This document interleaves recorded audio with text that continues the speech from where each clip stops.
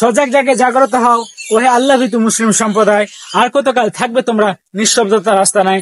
জেগে ওঠো ওহে নির্যাতিত নিপীড়িত মুসলিম সম্প্রদায়। আর কতদিন থাকবে তোমরা অজ্ঞাত জ্ঞানহারা নিদ্রায়? কখনো মসজিদ, কখনো পোশাক পরিধান, আবার ঐতিহ্য ছাড় দেয়নি ইসলামী শরীয়তি বিধিবিধানও। বাবি থেকে ত্রিপল তালাক, সিএ, এনআরসি এর ওয়াকফ নিয়ে এখনো কি থাকবে তোমরা দুনিয়ার ভোগ বিলাসের জীবন নিয়ে? জেগে ওঠো ওহে পূর্বসরী আলী ও খালিদ বিন ওয়ালিদের মতো বীর বাহাদুর সৈনিকেরা। এখনো কি শব্দহীন নিরালায় থাকবে তোমরা? যাবে না ধরে রাখা নিঃশব্দ নীরবতা, ছাড়ো এবার তোমার কঠিন অলসতা, হও এবার এক ভ্রাতৃত্বের ঐক্যবদ্ধতা। আসসালামু আলাইকুম রহমতুল্লাহি ওয়া বারাকাতুহু।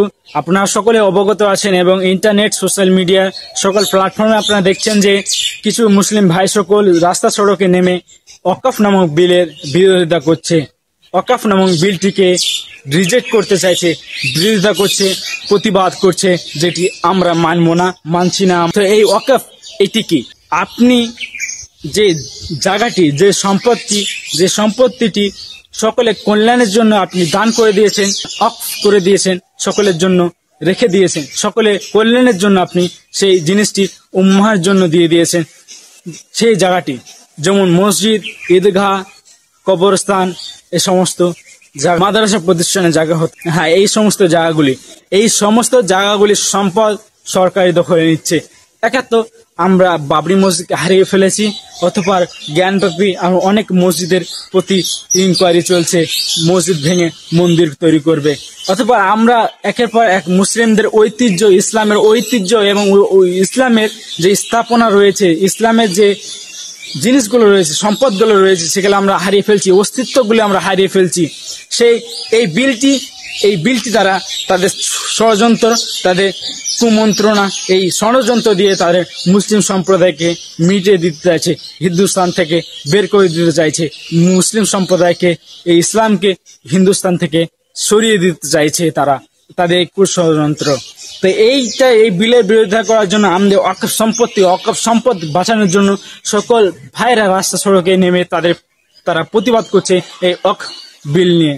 তা আমাদের দরকার যে আমরা আমাদের ওয়াকফ সম্পদ বাঁচাই। আমাদের একান্ত কর্তব্য যে আমাদের ওয়াকফ সম্পদকে আমরা বাঁচিয়ে রাখি। অন্যদিকে ফিলিস্তিনবাসীরা এত কষ্ট হারে, এত কান্নায় ক্রন্ত, এত অবস্থা হয়ে গেছে, এত নিম্ন অবস্থা হয়ে গেছে, তাদের যে খাবার পানির জন্য তাদের মৃত্যুবরণ হচ্ছে।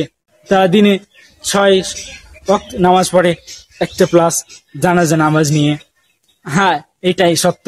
ফিলিস্তিনের যে তারা নিজের জায়গা স্থল ছাড়তে যায়, কেননা যে ফিলিস্তিন রয়েছে, যে সিরিয়া, শাম, ফিলিস্তিন, এটি হচ্ছে ইসলামের এক পুরনো একটি ঐতিহ্য। তার অনেক মূল্য রয়েছে, তার অনেক গুরুত্ব রয়েছে, যে পুরনোটা আগে থেকে গুরুত্ব রয়েছে এবং আগামীতে গুরুত্ব আছে। নবী সাল্লাল্লাহু আলাইহি ওয়াসাল্লাম বলে গেছে, কেননা সেটা একটা ইসলামের হেডকোয়ার্টার হবে, হেডকোয়ার্টার। আর নবী সাল্লাল্লাহু আলাইহি ওয়াসাল্লাম হাদিস রয়েছে, নবী সাল্লাল্লাহু আলাইহি ওয়াসাল্লাম বলেছে যে খোরাসান থেকে একটি দল বেয়ে আসবে কালো পতাকায় ঝান্ডা নিয়ে।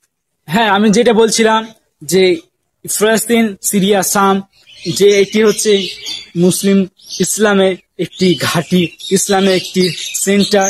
আগামী তো এই হেডকোয়ার্টার ইসলামের হবে, যেখানে এখন অত্যাচার, নির্যাতন, নিপীড়ন হয়ে চলেছে এবং তারা তাদের স্থান থেকে তারা যেতে রাজি নয়। তারা এই যে অটল তাদের জমিয়ে হয়ে আছে, এখনো থাকবে এবং ইনশাআল্লাহ একদিন তারা বিজয় হবে, ইনশাআল্লাহ হবে।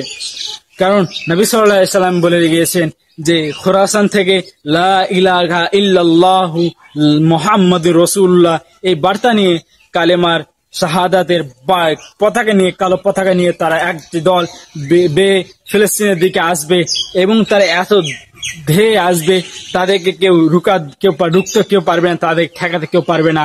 হ্যাঁ, এটাই সত্য, এটাই নবী সাল্লাল্লাহু আলাইহি ওয়াসাল্লামের বাণী, এটাই নবী সাল্লাল্লাহু আলাইহি ওয়াসাল্লাম বলেছেন। এবং এটাও বলেছেন যে তোমরা পারলে সেই দলের সাথে যোগদান করো, কেননা সেখান থেকে ইমাম মেহেদী আলাইহিস সালাম এর আগমন হবে ইনশাআল্লাহ। Palestine will be free from the river to the sea, Palestine will be free from the river to the sea, Palestine will be free ইনশাআল্লাহ। এ সাবাব ইস্তাইকির, এ যুবক তুমি জেগে ওঠো, এ সাবাব ইস্তাইকির, হে যুবক তুমি জেগে ওঠো। আজ মুসলিম সমাজ তোমরা ঐক্যবদ্ধ হও, ঐক্যবদ্ধ হও, ঐক্যবদ্ধ হও। Unity is strength. একতাই বল, একতাই জয়, একতাই বল, একতাই জয়।